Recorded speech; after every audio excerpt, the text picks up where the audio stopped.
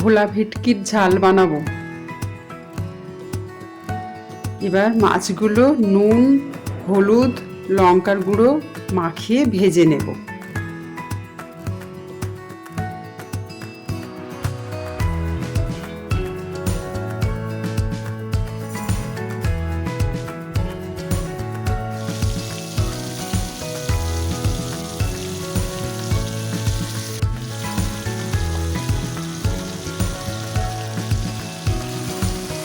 ওই তেলের মধ্যে আমি পেঁয়াজগুলো দিয়ে দেব।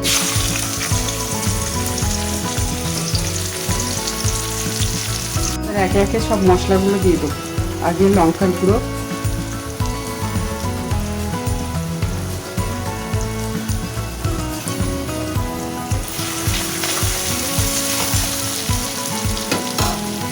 হলুদ গুঁড়ো,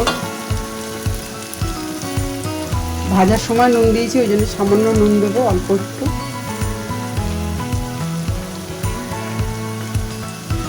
ধনের গুঁড়ো, জিরের গুঁড়ো,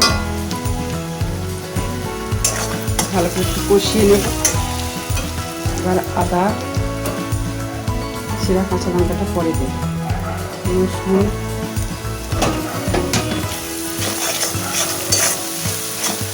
সব দিয়ে নাড়াচাড়া করে একটু কষিয়ে নিয়ে জল দেব। ঝোলটা ফুটে গেছে, এবার মাছগুলো বিছিয়ে দেবো।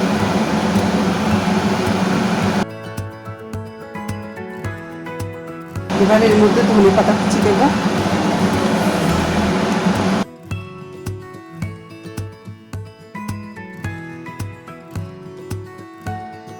ছেঁড়া কাঁচা লঙ্কা গুঁড়ো দিয়ে এবার ঢাকা দেব।